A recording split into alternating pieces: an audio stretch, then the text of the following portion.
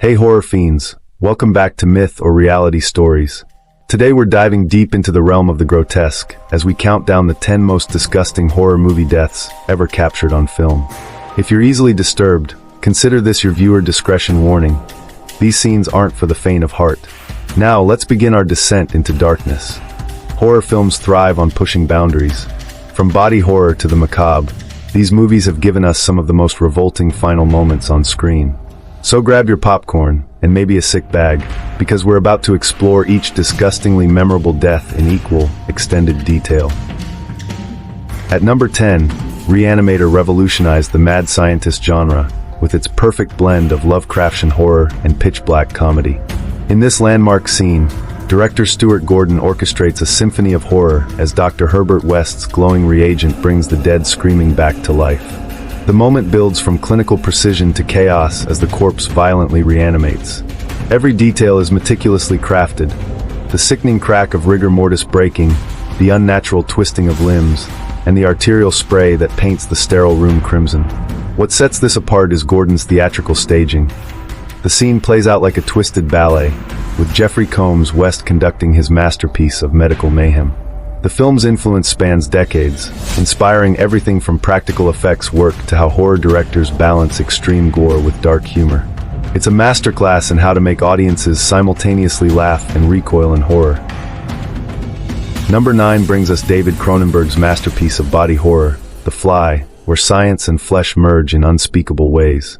What makes this transformation sequence legendary is its methodical documentation of human dissolution. Jeff Goldblum's Seth Brundle doesn't just mutate, he disintegrates before our eyes in agonizing detail. The genius lies in Chris Wallace's Oscar-winning effects work. Fingernails peeling away like wet paper, teeth dropping into the sink with sickening clinks, and skin taking on the mottled texture of an insect's carapace. Cronenberg frames these moments not as mere shock effects, but as the tragic milestones of a brilliant mind losing its humanity. The scene's power comes from forcing us to watch a man document his own extinction, all while maintaining enough awareness to understand exactly what he's becoming. It redefined body horror by making us feel not just revulsion, but deep empathy for its monster. Number 8 introduces Clive Barker's Hellraiser, where pleasure and pain become indistinguishable in a maze of elegant torment. Frank Cotton's resurrection scene redefined body horror through its methodical approach to reconstruction. Every moment is choreographed like a twisted ballet. Tendons snap into place, organs pulse with unnatural life, and blood flows upward in defiance of gravity. The practical effects by Bob Keene's team created something never seen before. A human being rebuilt from the inside out, with every sinew and vessel lovingly detailed. What makes this scene transcendent is its marriage of grotesque imagery with an almost religious sense of ceremony. The Cenobites aren't simply monsters, they're artists of agony, and Frank's suffering becomes their masterpiece. The scene's influence echoes through decades of horror, showing how extreme gore can serve a higher artistic purpose. Number 7 brings us Eli Roth's Hostel, where modern horror meets calculated sadism in an underground network of pay-to-kill facilities. The infamous Achilles tendon scene represents torture horror at its most methodical. What sets this apart is its clinical approach to brutality. Everything is performed with the precision of a surgeon, but devoid of mercy. The sound design is particularly masterful, capturing every snap of tissue and tendon with horrifying clarity.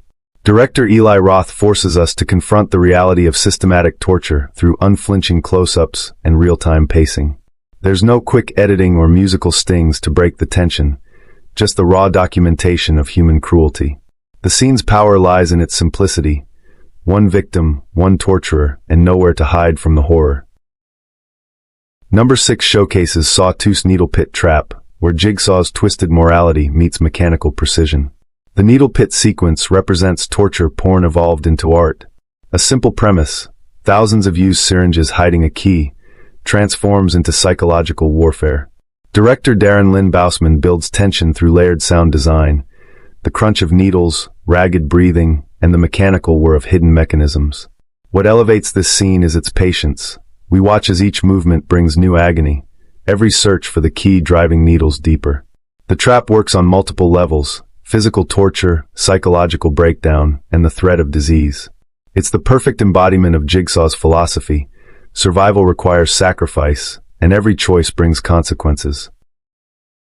Number 5 features Peter Jackson's Dead Alive, where horror meets slapstick in a symphony of practical effects excess. The lawnmower sequence stands as horror cinema's greatest achievement in orchestrated chaos. Jackson transforms suburban tools into weapons of mass destruction, as Lionel mows through a house full of zombies with increasing absurdity. Every frame is packed with practical effects wizardry, limbs flying in impossible arcs, blood spraying in garden hose streams, and bodies disintegrating like wet paper. What makes this scene legendary is its commitment to excess. The gore doesn't just flow, it floods, turning the entire house into a red swimming pool. The physical effects work required over 300 liters of fake blood per take, creating a perfect storm of practical effects that modern CGI has never managed to replicate. Number 4 shows Tom 6 The Human Centipede, 2 shattering all boundaries of extreme cinema with its stark monochrome brutality. The warehouse sequence represents horror at its most transgressive. Shot in harsh black and white, director Tom 6 strips away all cinematic artifice, presenting Martin's surgery as a documentary of madness. The sound design carries the scene's weight, the echo of staple guns, muffled screams, and the wet sounds of amateur medicine create an atmosphere of pure dread. Every movement is deliberately paced, forcing viewers to confront the methodical nature of Martin's obsession. The scene's power lies not in what it shows, but in how it forces the audience to become unwilling participants in its protagonist's descent into depravity.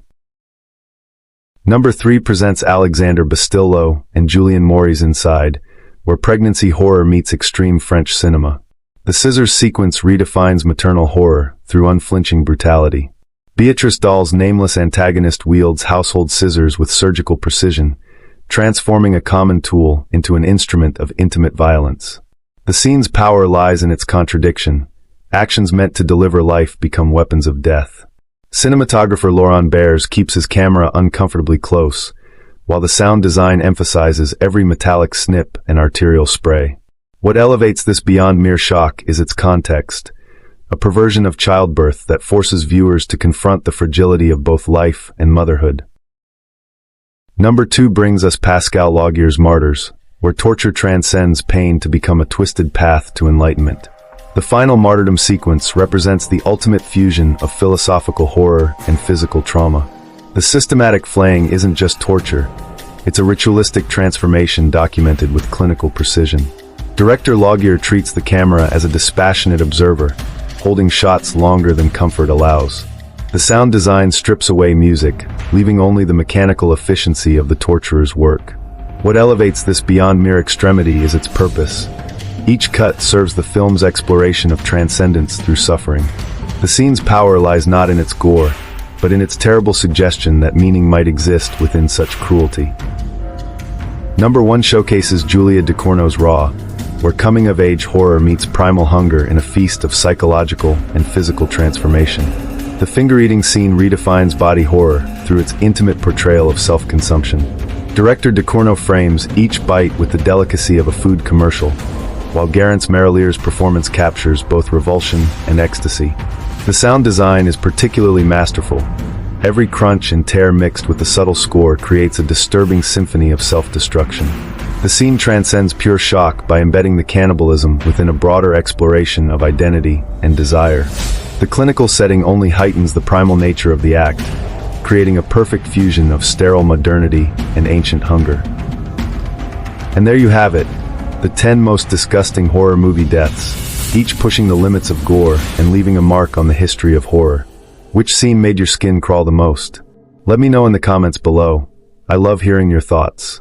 If you enjoyed this deep dive into horror's most repulsive moments, please hit that like button, subscribe to Myth or Reality Stories for more bone-chilling content, and ring the bell so you never miss an update. Remember, sometimes it's those moments that make you recoil which remind us why we love horror. Until next time, stay spooky, and keep an eye out for the next horror masterpiece that dares to cross the line.